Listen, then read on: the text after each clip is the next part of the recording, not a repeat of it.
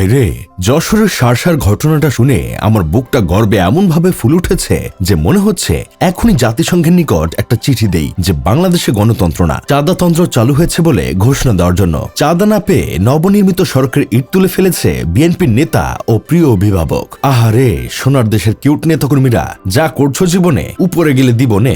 অবশ্য এটা কোনো অপরাধ না, এটা হলো রাজনৈতিক আদর্শের বাস্তব প্রয়োগ। এতদিন আমরা শুধু মুখে মুখে শুনেছি দল বাঁচলে দেশ বাঁচবে, এখন দেখতেছি চাঁদা দিলে রাস্তা থাকবে, চাঁদা না দিলে রাস্তার ইটও থাকবে না। ঠিকাদার সাহেব নাকি মোটা অঙ্কের চাঁদা দিতে অস্বীকার করেছেন। এখানে উনি মারাত্মক ভুল করেছেন।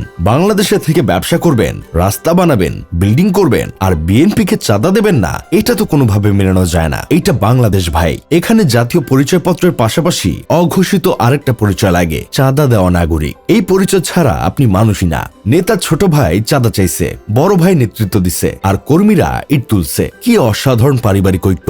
এটাই তো আমরা চাই। এটা আসলে ফ্যামিলি প্যাকেজ রাজনীতি। এক ভাই চাইবে, আরেক ভাই তুলবে, বাকিরা পাহারা দেবে। এটাকে দুর্নীতি বলা যাবে না, এটাকে বলতে হবে টিম ওয়ার্ক। আমি ব্যক্তিগতভাবে মনে করি নেতা শতভাগ সঠিক কাজই করেছেন, কারণ বাংলাদেশে বসবাস করতে গেলে অবশ্যই বিএনপিকে চাঁদা দিতে হবে। এটা সংবিধানে লেখা না থাকলেও অলিখিত সংবিধানে পরিষ্কারভাবে উল্লেখ আছে। কেউ চাঁদা দিতে অস্বীকার করলে তার কপাল বরাবর ইউরোপের ভিসা ছুড়ে মেরে সুইজারল্যান্ড পাঠিয়ে দেওয়া হবে। এক জ্ঞানী লোক বলেছিল, জামাত জান্নাতের টিকিট দিচ্ছে, কিন্তু জান্নাতে ঢোকার সময় বিএনপি নেতাকর্মীরা দরজার সামনে দাঁড়িয়ে থাকবে, তাদের চাঁদা দিয়ে তারপর ভিতরে ঢুকতে হবে। তাও নাকি ক্যাশ না হলে বিকাশ, নগদ, রকেট সবই চলবে। আধুনিক দল, ডিজিটাল চাঁদা। চিন্তা করেন ভাই অবস্থাটা। এরা নাকি ক্ষমতা আসলে দেশের উন্নয়ন করবে। উন্নয়ন তো দূরে থাক, দেশ হুলুলুলু বানিয়ে ছেড়ে দিবে। বিদেশ ফেরত নেতাকে যখন চাঁদাবাজি বন্ধের কথা বলা হলো, তখন উনি এমন ভাবে কথা বলেন যেন চাঁদাবাজি শব্দটা উচ্চারণ করলেই পাসপোর্ট বাতিল হয়ে যাবে। ইনিয়ে বিনিয়ে অনেক কথা বললেন, মাগার চাঁদাবাজি শব্দটা মুখ দিয়ে একবার উচ্চারণও করলেন না, কারণ শব্দটা খারাপ,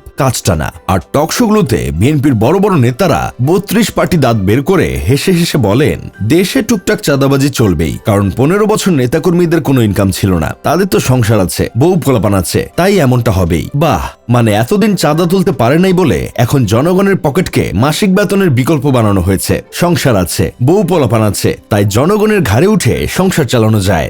ফাপরবাজ টিভির সিনিয়র সাংঘাতিক আবুল বিন কাশিমের তথ্য মতে, বিয়ের পর বাসর ঘরে বউয়ের সাথে 19-20 করার সময় নাকি পাশে দাঁড়িয়ে থাকবেন নেতাকর্মীরা। চাঁদা না দেওয়া পর্যন্ত বউকে স্পর্শ করা যাবে না। সন্তান জন্ম দিতে হলেও চাঁদা দিতে হবে। ছেলে হলে বেশি, মেয়ে হলে কম, যমজ হলে বিশেষ ডিসকাউন্ট। প্রেম করলেও চাঁদা, প্রেম না করলেও চাঁদা। এমনকি বাংলাদেশে থেকে অক্সিজেন গ্রহণ করলেও চাঁদা দিতে হবে। এইসব দেখে আমার বন্ধু কেরামত বলতেছে, এই দেশ সত্যি অসাধারণ। এখানে জন্ম নিলে প্রথম কান্নার সাথে সাথে যদি কেউ এসে বলে নবজাতকের পক্ষ থেকে চাঁদা কই, তাতেও অবাক হওয়ার কিছু থাকবে না, কারণ আমরা আর নাগরিক না, আমরা এখন চাঁদা নির্ভর প্রজাতন্ত্রের স্থায়ী দাতা।